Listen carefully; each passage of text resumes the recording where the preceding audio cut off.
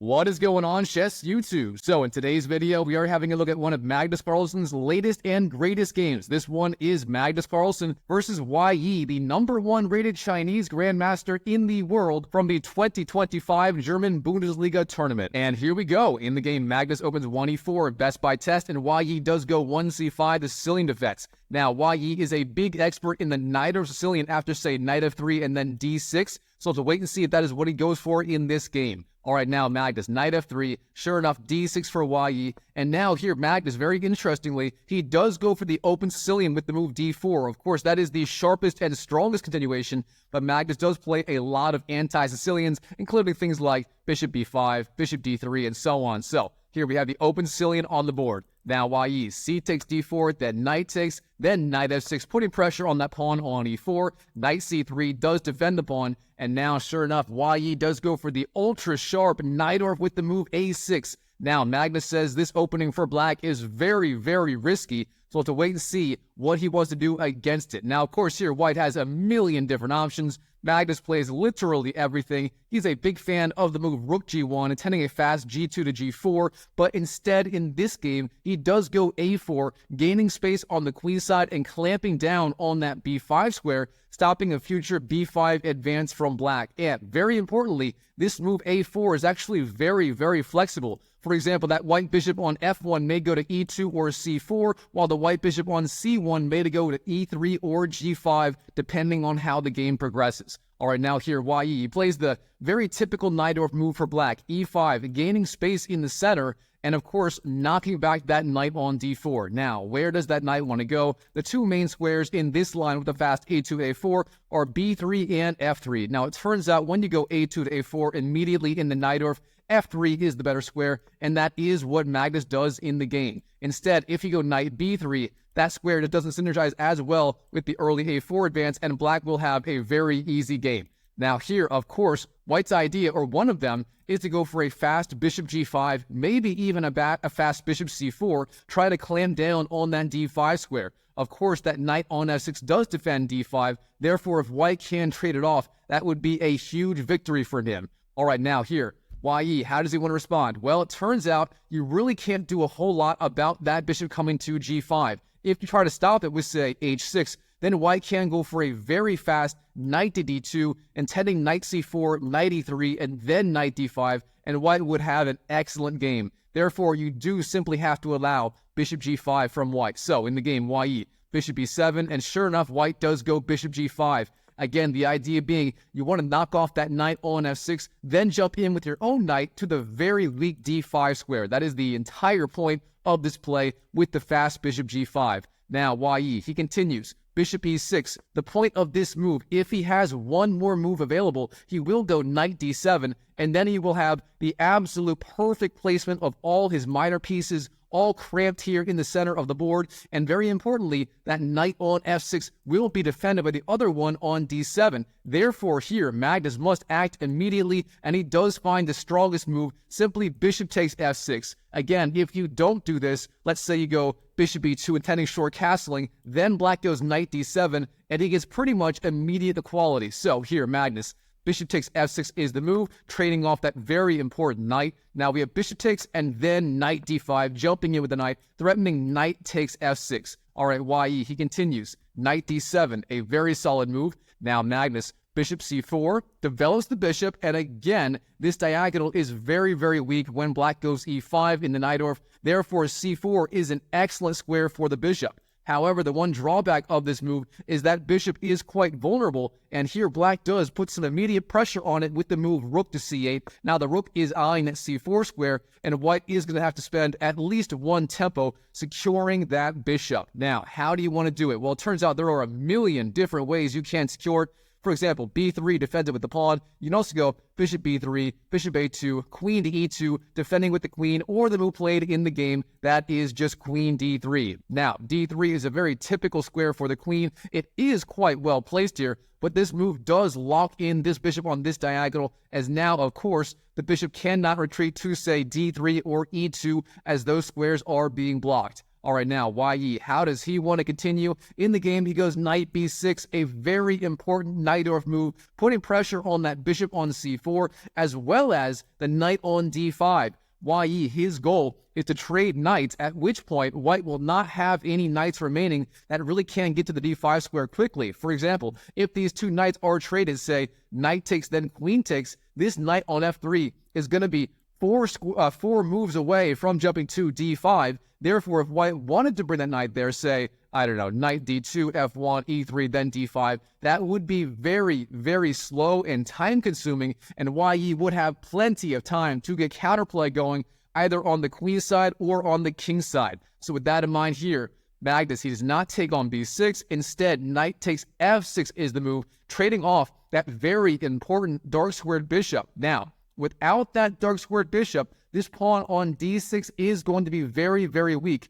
Typically in these e5 Najdorf lines, that bishop on f6 will be on e7, playing a very important role of defending d6. However, once that bishop leaves the board, say after knight takes, then queen takes as played in the game, white has the very simple option of seemingly taking on d6 right away or going rook d1, piling up pressure. Now, it turns out here, queen takes d6 is not a good move at all, as then you would lose that bishop on c4. Therefore, you must do something about the bishop first before taking on d6. So, in the game, Magnus, bishop takes e6 is the move. Again, if you take on d6, then black just takes on c4 and he wins the game effectively. So, instead, bishop takes, then queen takes. Now that pawn on d6 is defended, but of course, Magnus, he is going to be able to apply pressure on that pawn with at least one of those rooks. Now, do you want to go rook a d1 or castles then rook f d1? Well, it turns out castles then rook f d1 is the better way to go,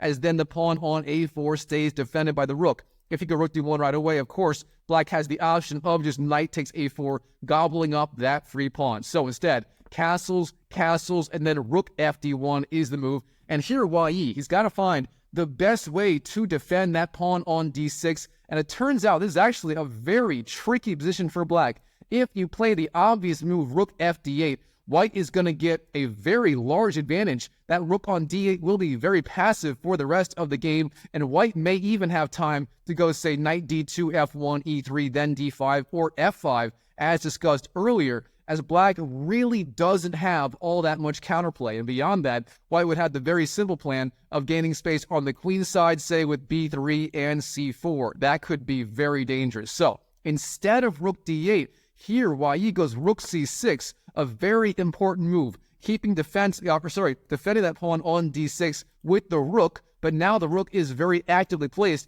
and black has the option of going rook f to c8, doubling up rooks on the c file, maintaining a lot more activity on the queen side. That will be very, very important. Now here, how does white want to defend that vulnerable pawn on c2? Well, there are a few different ways to do it. You can't ignore it for now, go b3 intending c4. You can also go, say, c3, bolstering that pawn on the c3 square. In the game, b3 was chosen by Magnus, perhaps the idea being, again, if black goes rook f to c8, then you go c4, gaining space on the queen side, and those pawns would be quite strong with that formation. Now, instead here, Wei Yi, he knows c4 or maybe even a5 is coming, driving back that knight. So with that in mind, he immediately tries to reroute it to a better square. He goes knight to d7. Where is that knight going? Well, we are about to find out. Here, Magnus, he knows knight c5 is one possible threat, putting pressure on the queen, but it's not that dangerous of a move yet. Therefore, with that in mind, he ignores the threat and just goes c4, gaining space on the queen side. Now Wei Yi, sure enough, knight c5 is the move, pressuring the queen, and the queen does move, queen to e3 played in the game. And here Wei Yi has yet another very critical choice to make in this game. So, looking at his position, his queen, his rook, and his knight are all very well placed. You can go, say, I don't know, rook d8, rook c8, trying to get the other rook into play. You can also kind of sit around and wait, go, say, rook b6, pressuring b3, maybe queen g6, pressuring e4, and so on. But Wei Yi also has the option of getting very active play on the king side immediately with the move f5, and sure enough, that is what the very aggressive Chinese grandmaster does play in this game. He goes f5, gaining space, threatening f takes e4, and therefore, obviously, white is going to have to react. In the game, e takes f5 was played. Now we have queen takes f5, recapturing that lost pawn, and material is still even. Now, very importantly, black has those two extra central pawns they are a little bit weak, especially the pawn on d6, and black does have one more pawn island than white. Black has those 3 pawn islands versus the 1-2 of white. However, those pawns on d6 and e5 do control a lot of very important dark squares in this position, and they do give them a lot of very good central control. And again, that knight on f3 is a very long way away from that d5 square, so overall here, black is doing just fine, and he's likely completely equal right here.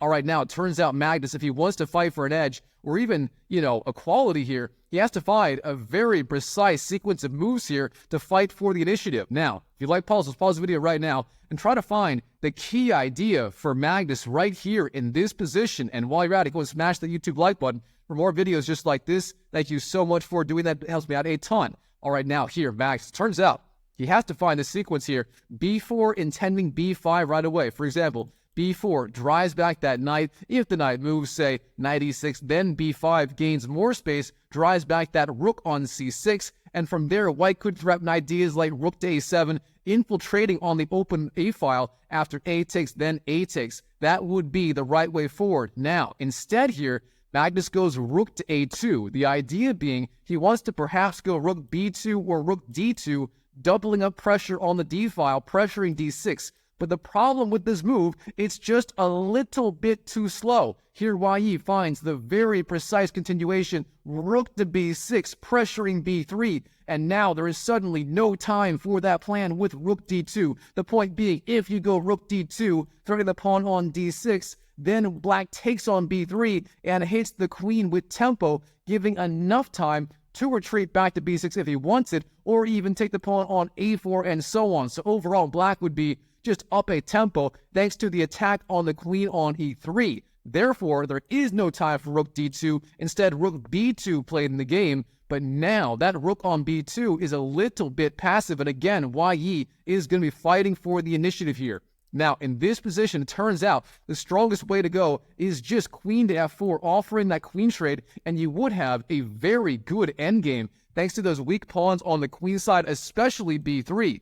Now, instead of that here, Wei Yi, he plays a very flashy move. That is the move, knight takes a4. And no, this is not a knight sacrifice, as if you take the knight, then the rook on b2 is lost. That is the whole point. That pawn on b3, which does defend a4, or used to defend that pawn on a4, it is now pinned. Therefore, knight takes a4, gobbles up a free pawn. However, all is not lost for white. It turns out this move, again, is a little bit weaker than queen f4, and here white is still going to have chances to equalize. All right, Magnus, rook b d2 is the move, getting his rook over to that b file. The point being, with that knight on a4 instead of c5, rook takes b3 is not a threat, as the queen does have it more than sufficiently defended. Therefore, rook takes d6 is now a legitimate threat from white's perspective. All right, here, Wei Yi, knight c5. He retreats the knight, putting pressure on b3. But now Magnus is the first to strike in the center with the move rook takes d6. Now we have rook takes, and then queen b1. Wei Yi flying in with the queen. And very importantly, Wei Yi is going to have some very dangerous attacking ideas. For example, that rook on f8 that has not moved ever since black castled on the king side is now slicing down the board onto the f2 square via the x-ray attack. And here the knight as well could be jumping into the game in the very near future. And e4 could even be a threat in certain lines as well. So Wei Yi, he smells blood. He is going for the attack. All right, Magnus, what should he be doing here? Well, I think he's concerned about the move e4 coming. Therefore, he does go knight to e1, dropping back the knight, getting out of the way of that e-pawn. Now we have e4, sure enough. Wei Yi clamping down in the center, threatening ideas like potentially knight to d3, jumping in with the knight, and of course, very importantly, defending that pawn on e4. Now, very importantly as well, that knight on c5 is not hanging. If you take that knight, then the knight on e1 would be hanging immediately. That would be a back rank mating threat. You cannot allow that. Therefore, here, Magnus, he finds the move king to f1, sliding his king over, and now queen takes c5 is a real threat, as that knight on e1 again is defended. There is no back rank mating threat. All right, now here, Wei Yi, how should he continue? Well, as they say, put pressure on the pin piece. Turns out here, knight to d3, jumping in with the knight and pressuring e1 is the way to go. However, in the game, he doesn't find that. Instead, knight takes b3 was played, gobbling up that free pawn, and of course, getting that knight out of the attack on the c5 square was vulnerable there. However, here, Magnus, he just goes rook b6, pinning the knight on b3 to the queen on b1. This is getting dangerous. All right, Wei Yi, he spots a way out of this mess. He goes knight to d2, the tactical shot, opening up the discovered attack on the rook on b6. Therefore, if you take the knight, you lose the rook, although it is defended for now if you just move the king. So with that in mind, king g1 is forced, and now again, Wei Yi has the weird idea, potentially knight takes c4, but that one doesn't work out for tactical reasons, even though it does hit the rook on b6 and the queen on e3. Instead, in the game, queen to a2 played, dropping back with the queen and increasing the pressure, potentially, on that pawn on f2. And of course, renewing the threat, knight takes c4, as the rook is no longer attacking the queen. Talk about a tactical slugfest here. All right, Magnus, he knows that pawn on c4 is vulnerable, as are the rook and the queen on those squares. Therefore, rook takes b7 is the move, gobbling up a pawn, putting pressure on g7, and stepping out of the fork, knight takes c4. All right, knight takes c4 comes anyway, hits the queen.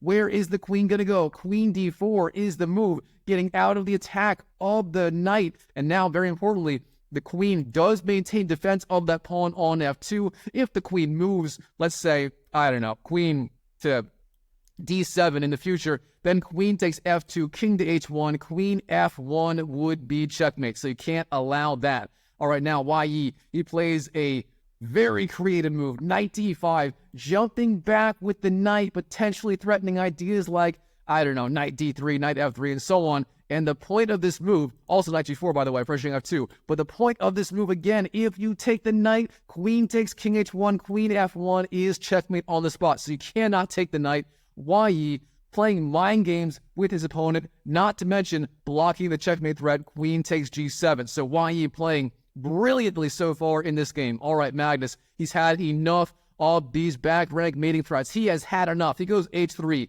giving his king some luft on the h2 square.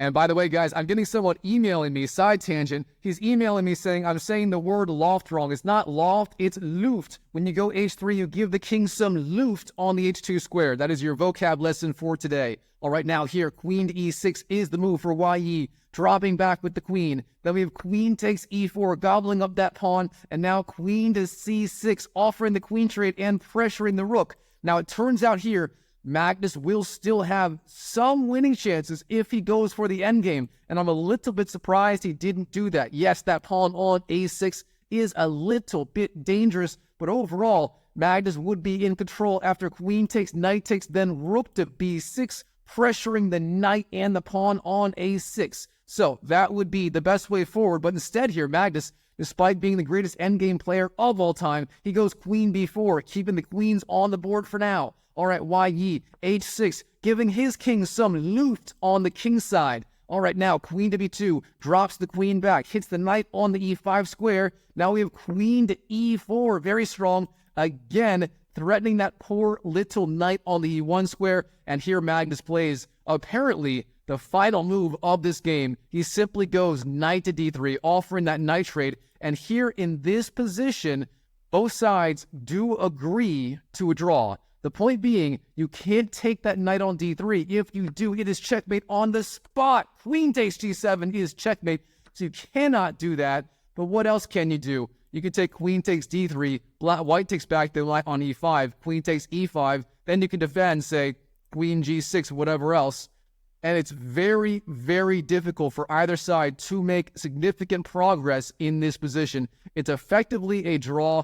Black has everything under control. Therefore, way back here in this position, both sides do agree to a draw. Wow, what a game between Magnus Carlsen and Wei Yi in the 2025 German Bundesliga Tournament.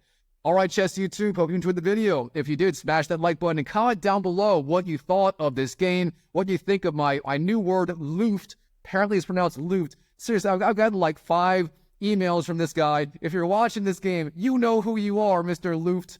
And anyway, that is all for today. So comment down below what you thought. And by the way, if you want to see maybe my first video that ever went viral. It was a game between Magnus Carlsen and Wei Yi, where I apparently accidentally called something a knight sacrifice when it was kind of a quasi knight sacrifice. Anyway, that game was wild. The tactical fireworks started to move like 11, if I remember. Again, it's the first video I ever made on this channel that actually went semi-viral. So if you want to see my first decent video, check out this game right here between Wei Yi and Magnus Carlsen. Wei Yi was white, Magnus was black. So check that game out, and I'll see you in the next video.